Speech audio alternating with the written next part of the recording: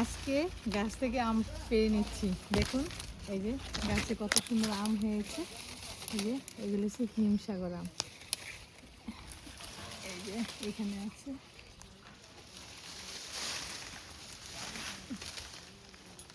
এই যে দেখুন কত ভালো লাগে গাছ থেকে আম পেড়ে নিতে।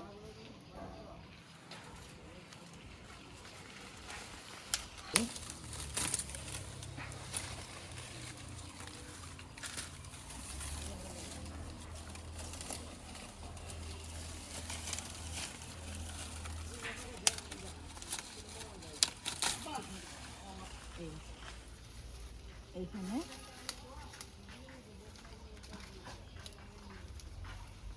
এই যে দেখ কত বড় বড় হয়েছে। আর নিজে এখানে একটা আম পড়ে গেছে। এখানে একটা আম আছে।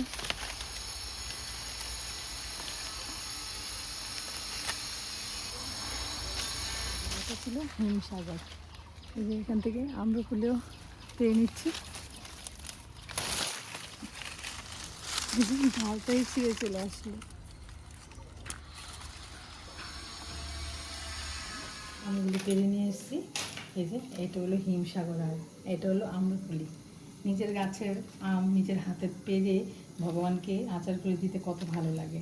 এখন আমি আচার বানাবো, একটা নতুনত্ব একটা আচার বানাবো। তার জন্য প্রথমে আমগুলি আমি বানিয়ে নিচ্ছি।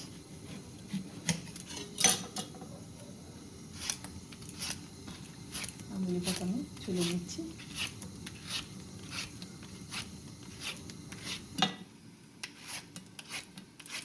এই যে আমগুলি ভালো করে জলে একটু ভিজিয়ে রেখেছি। এই যে আমগুলি আমি জলে ধুয়ে একটু জলে ভিজিয়ে রেখেছিলাম 5-10 মিনিট।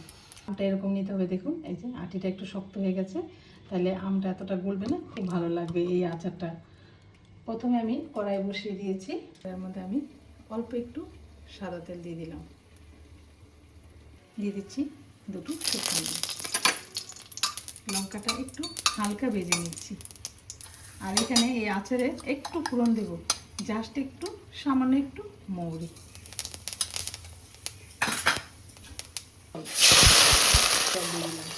জলটা এবার ভালোভাবে ফুটিয়ে নিচ্ছি। ভালোভাবে জলটা ফুটতে দিচ্ছি। এখন আমি এখানে চিনিটা দিয়ে দিচ্ছি। চিনিটা পরিমাণ মতো দিয়ে দিচ্ছি, আপনারা সেই বুঝে দেবেন কতটা আম। আমি এখানে বড় বড় সাইজের 3টে আম নিয়েছি। চিনিটা আমি দিয়ে দিচ্ছি। চিনি নিয়েছি, আপনারা চিনি চাইলে চিনি নিতে পারেন। এটা কিন্তু চিনি বা মিষ্টি দিয়ে এই সাদা সাদা এই আচারটা হবে, খুব ভালো লাগে। এটা দুধ দিলে হবে না, এটা এরকমভাবেই করলে সুন্দর হবে। ভালোভাবে একটু নেড়ে চেড়ে দিচ্ছি। এই চিনি শিরাটা একটু ঘন ঘন হবে, তারপর আমি আমটা দেবো। এর জন্য কিছুক্ষণ আমি এটা ভালোভাবে একটু ফুটিয়ে নিচ্ছি। দেখুন এবং ভালোভাবে ফুটিয়ে নিয়েছি।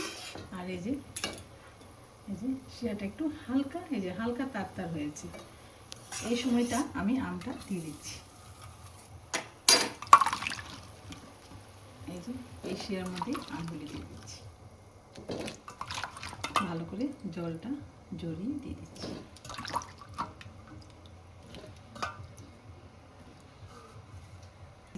স্বাদ মতো লবণ।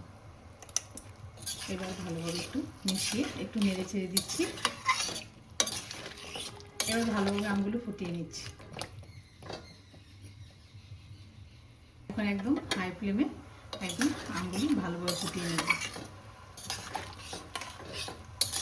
2-3 মিনিট এইভাবে হাই ফ্লেমে আমটাকে দেখুন। আমার এই যে শিরাটা অনেকটাই শুকিয়ে গেছে, আমটা খুব সুন্দর সিদ্ধ হয়ে গেছে। আর কিছুক্ষণ ফুটিয়ে নিলেই আমের আচারটা রেডি হয়ে যাবে। এই যে হাই ফ্লেমে কিন্তু আছে, আমি আরও কিছুক্ষণ একটু ফুটিয়ে নিচ্ছি। দেখুন একদম শিরা রেডি হয়ে গেছে, সুন্দর আমও খুব সুন্দর সিদ্ধ হয়েছে। একদম আচার এরকম পুরো রেডি হয়ে গেছে। এখন আমি নামানোর আগে এখানে দুটো পাতিলেবু রস করে নিয়েছি, এই রসটা দিয়ে দিচ্ছি। এই আচারের এই পাতিলেবুর রসটা খুব ভালো লাগে। লেবুর রস দিয়ে এই আচার এই যে একটু নেড়ে ছেড়ে হালকা হাতে একটু নেড়ে ছেড়ে দিচ্ছি। ব্যাস এখন আমি নামিয়ে দিচ্ছি। রেডি হয়ে গেল জুসি আমের আচার। এরকমভাবে আপনারা করে নিতে পারেন। আর এটা 1 বছর আপনারা একটা কাচের বয়মে ভরে রেখে দিলে 1 বছর থাকবে, এটা একদমই খারাপ হবে না। আর এরকম জুস এসে থাকবে। আর অবশ্যই লেবুর জুসটা দিতে হবে। এই আচারে লেবুর জুসটা দিলে আর কত সুন্দর হয়েছে দেখুন, একদম শিরাটা একদম পুরো ঘন হয়ে গেছে, এটা আরও সুন্দর থেমে যাবে। তাহলে এখানে আজকে ভিডিও এখানে শেষ। সবাই ভালো থাকবেন, সুস্থ থাকবেন, আবার দেখা হচ্ছে পরের ভিডিওতে। হরে কৃষ্ণ।